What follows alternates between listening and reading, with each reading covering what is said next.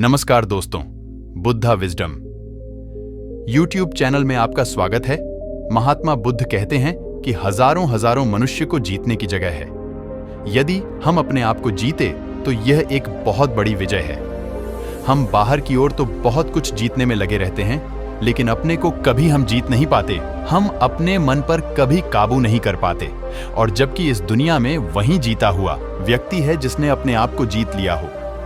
दोस्तों, हम में से हर कोई अपने जीवन में कामयाबी हासिल करना चाहता है। हर कोई कुछ न कुछ पाना चाहता है, कुछ न कुछ जीतना चाहता है। हम सब भी कुछ न कुछ पाने की धुन में लगे रहते हैं। हम सबका प्रेम किसी न किसी स्वार्थ का भूखा होता है, किंतु यदि अगर आप अपने प्रेम से स्वार्थ को निकाल दें तो फिर आपका प्रेम बिखर जाएगा, अर्थात टूट जाएगा। तो चलिए इसे एक कहानी के माध्यम से समझते हैं। यह कहानी तब की है जब महात्मा बुद्ध अपने ज्ञान का प्रचार प्रसार करने के लिए दूर दूर गांव में जाया करते थे, अलग अलग राज्यों में जाया करते थे। तभी महात्मा बुद्ध के समय राजगृह में एक धनी व्यक्ति रहता था। उस व्यक्ति की एक पुत्री थी। उसकी लड़की की आयु करीब 16 वर्ष थी और वह दिखने में बहुत ही सुंदर और आकर्षक थी। एक दिन की बात है, उसने अपने कमरे के बाहर कुछ शोर सुना और वह शोर सुनकर खिड़की के पास जा पहुंची। और जब उसने खिड़की से बाहर झांका तो उसने देखा एक चोर को वध स्थल पर ले जाया जा रहा है। उस चोर को मृत्यु दंड दिया गया था, जिस कारण कुछ सैनिक उसे पकड़कर वध स्थल पर ले जा रहे थे। लेकिन लड़की ने जैसे ही उस चोर को देखा तो वह उस पर मोहित हो गई। वह उसकी प्रेम जाल में फंस गई। उस चोर के लिए उस लड़की के मन में प्रेम जाग उठा। उसने तुरंत ही अपने माता पिता को अपने पास बुलाया और उनसे कहने लगी, माँ, मैं उसी लड़के से विवाह करूंगी, मैं उसी चोर से विवाह करूंगी, और यदि आप लोगों ने मेरा उससे विवाह नहीं करवाया तो मैं आत्महत्या कर लूंगी। माता पिता अपनी पुत्री के मुख से यह सारी बातें सुनकर बड़े आश्चर्यचकित थे। उन्होंने अपनी पुत्री को समझाने की बहुत कोशिश की, लेकिन वह लड़की अपनी बात पर अड़ी थी। वह किसी की बात सुनने के लिए तैयार तक नहीं थी। वह लड़की उस चोर के प्रेम जाल में पूरी तरह से फंस चुकी थी और वह कुछ भी सुनने और मानने के लिए तैयार ही नहीं थी। उसने अपने माता पिता को धमकी भी दी कि अगर आप उस चोर को लाने में असमर्थ रहे तो मैं भी जिंदा नहीं रहूंगी। आखिरकार एक पिता अपनी पुत्री की जिद के सामने हार ही गया और वह दौड़ा दौड़ा उन सिपाहियों के पास जा पहुंचा।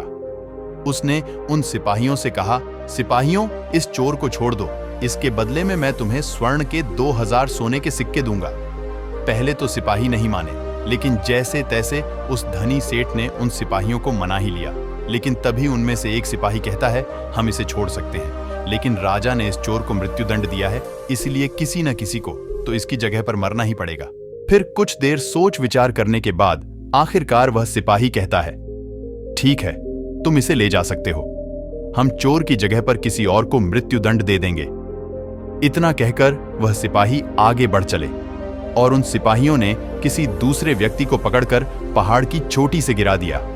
और इधर दूसरी तरफ वह धनी व्यक्ति उस चोर को घर ले आया और न चाहते हुए भी अपनी पुत्री का विवाह उस चोर से करवा दिया। उस चोर का नाम असक था और वह चोर अपनी पत्नी से बहुत प्रेम भी करता था। हालांकि उसके प्रेम का आधार उसकी पत्नी के आभूषण थे। भले ही उसकी शादी उस लड़की से हुई थी, किंतु मन से अब भी चोर ही था। हर समय उसे अपनी पत्नी के आभूषण ही नजर आया करते थे। एक दिन की बात है, उसने अपनी पत्नी की हत्या करने का षड्यंत्र रचा और खाना पीना सब कुछ छोड़ दिया।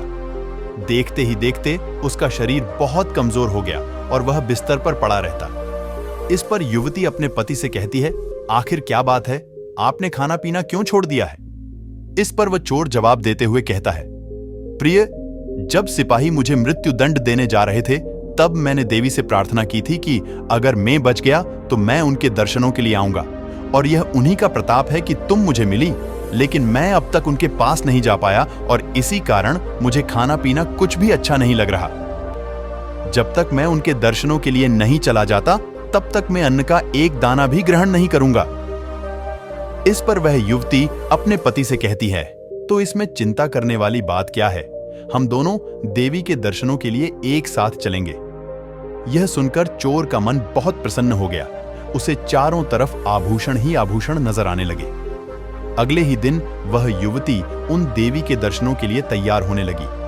तभी वहां पर उसका वह चोर पति आया और वह अपनी पत्नी से कहता है, प्रिय, तुम अपने सारे आभूषण पहन लेना और अपना कोई भी आभूषण यहाँ पर मत छोड़ना, क्योंकि हम देवी के दर्शनों के लिए जा रहे हैं और देवी को आभूषण पहने हुई औरतें बहुत अच्छी लगती हैं। देवी इससे खुश हो जाएंगी। उस युवती ने अपने पति की सारी बातें मान ली। उसने वह सारे के सारे आभूषण पहन लिए और फिर वे दोनों उन देवी के दर्शनों के लिए घर से निकल पड़े। दोनों ने रथ में अपना सामान रखा और फिर वे लोग आगे बढ़ने लगे। देखते ही देखते दोनों पहाड़ी की तलहटी पर जा पहुंचे। उसके बाद उस युवती का पति उससे कहता है, प्रिय, अब यहां से हम दोनों को ही आगे जाना होगा, बाकी सब तुम वापस घर भेज दो। युवती ने अपने पति की बात मान लिया और उसने वैसा ही किया। वहां से दोनों पति पत्नी अब पहाड़ पर चढ़ाई करने लगे। उस युवती ने आज से पहले कभी भी पहाड़ पर चढ़ाई नहीं की थी, लेकिन अपने पति के पीछे पीछे उसका अनुसरण करते हुए वह भी पहाड़ पर धीरे धीरे चढ़ती चली गई। और जब वह अंतिम छोर पर पहुंची तो उसे एहसास हुआ कि यह तो वही वध स्थल है जहां चोरों को धक्का देकर नीचे गिरा दिया जाता है।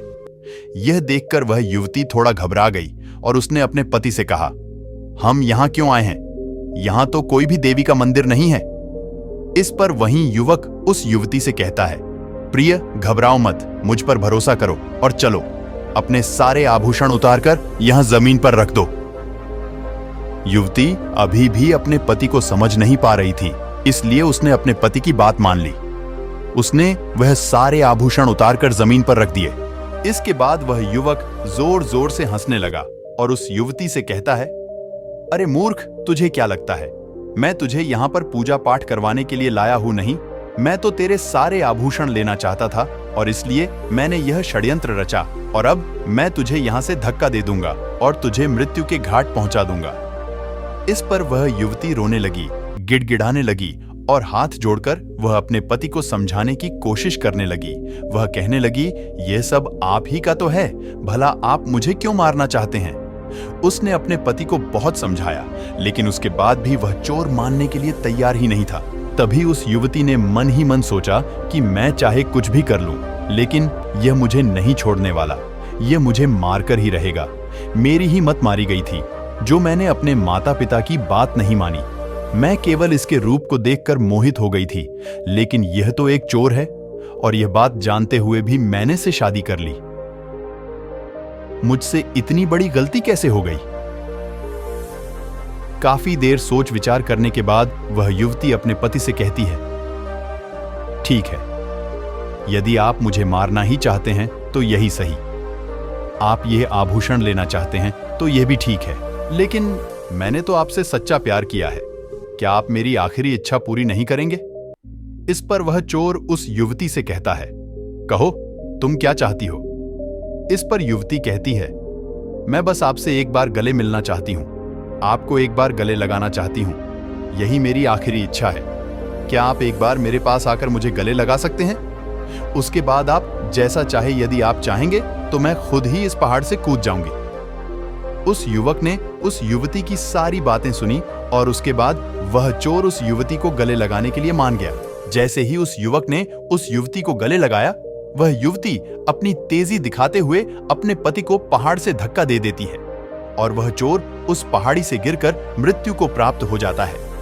इसके बाद उस युवती को अफसोस हुआ और वह वहीं पर बैठ गई और रोने लगी। उसके सारे आभूषण वहीं पर जमीन पर पड़े हुए थे। उन आभूषणों को देख देखकर वह और भी फूट फूट कर रोती रही। तभी उसने सोचा कि आखिर में घर जाकर क्या करूंगी। हर कोई यह अच्छी तरह से समझ जाएगा कि मैंने ही अपने पति को धक्का देकर मार दिया है, इसलिए मेरा घर जाना उचित नहीं होगा। अब मैं कभी घर नहीं जा सकती। अतः वह घर न जाकर पास के एक आश्रम में जा पहुंची। वहां पर उसने पर अभिजीत होने के लिए आग्रह किया और वह प्रवाह जीत हो गई। वैसे इसी के साथ में उम्मीद है कि आपको आज की यह वीडियो जरूर पसंद आई होगी। साथ ही साथ अगर आपको यह वीडियो पसंद आई हो तो इस वीडियो को लाइक और अपने दोस्तों के साथ शेयर जरूर कीजिएगा।